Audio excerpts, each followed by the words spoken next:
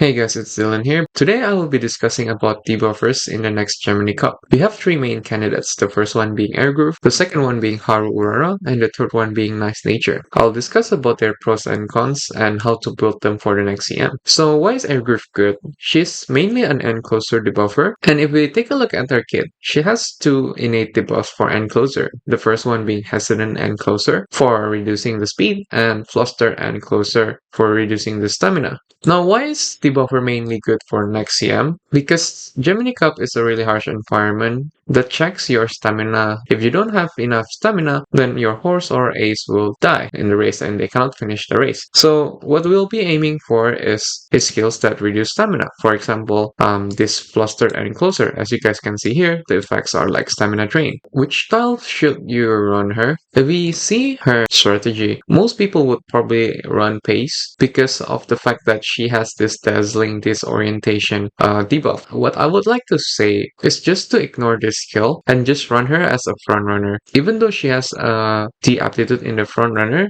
it doesn't really matter. If you can, of course, try to increase this aptitude of front into A because it directly affects your width and your skill activation. Now, the reason why I recommend running her front, by running her as a front runner, we have the ability to block the lucky pace setter. As I believe in the CM, a lot of people will be running either pace chaser or enclosers. Now, if you're running your own pace chaser, of course, by all means run her as a pace. You don't want to lose your lucky chance yourself to be the pace setter. I don't recommend taking this dazzling orientation skill, although you might notice that, oh, it's a gold skill, the skill should be good. No, this skill is actually not good. Why? Because if we see the effect of this skill is decreasing your field of view, which basically does nothing. It's better to spend this skill point on debuffing skills that affect speeds and stamina itself. What is the recommended deck and how to actually build her? They are Symbolic Root of Card because she have a lot of good hints for stamina debuffs. What you should be aiming though for is Subdued Encloser and Subdued Pace Chaser. As for the next CM, I believe a lot of people would not be running Fronter and Late Surgers. This should be the two hints you should aim for. Now another card that you want to run in your deck is either Super Quick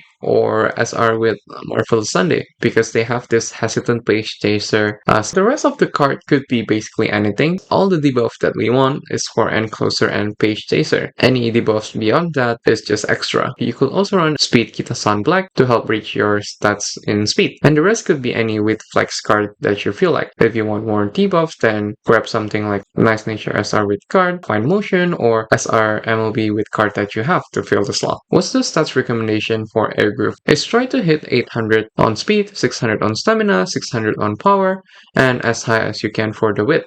Why do I recommend getting her a decent stat is because it's mainly to counter Daiwa's current ace, because her unique skill needs her to be at the very front or first place at the late race of the part. So by having Airgroove, this increases the chance of that skills actually not proccing. Next up we have Haru Urara. There are two builds when it comes to Haru Urara. You have two choices. It's to run her front or late or encloser. How do you know which running style you need to choose? It's pretty simple. You run her front if you don't have any pace chaser, as you don't want to grieve your own lucky pace setter, and if you're pretty scared about your stamina requirement. Because by running a Haru Urara front, if she's the only front runner, then there's this pace down mode for the whole lobby, where it reduces the stamina consumption for all your Umas, and it's more of a power check rather than a stamina check. But basically, both of this style still grieves Naruto Taishin's Sleeping Lion, as your Haru Urara will still die and run at the back of the race. Now, the second style is Late or Encloser. You want to run her late or encloser. It's basically just a matter of if you're running a pace chaser or not. If you're running a pace chaser, then put her as a late or end. If you're not running, then run her as a front. For the stats,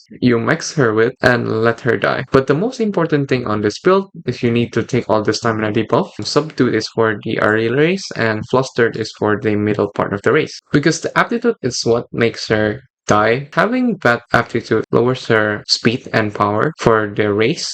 So essentially in the race, there is three parts of the race. The early race, the mid race, and the late race. You kind of want her to die at the middle part of the race. So if she dies here, block Narita Taishin Sleeping Lion. Because the activation period of Narita Taishin Sleeping Lion is at the middle part of the race. Okay, now how do you build her in the career runs? Of course, coming up first again, Symbol Rudolph R with card because she has the subdued and closer and the subdued page chaser for the stamina reduction. The hesitant page chaser, you have two options. It's stamina creek or Marvelous Sunday again. But I recommend running or pouring a super creek because it's really nice for your stamina. For the hesitant and closer, I recommend running Aoi Kiryuin. Why? Because at the end, if you have enough bond and you win the URA final, you get a guaranteed for hesitant and closer, so you don't need to RNG with the hints. Or if you want to gacha with your hints, you could also get Airgroove SR Guts card. Another card that you should have as well in your deck is Fuji Kiseki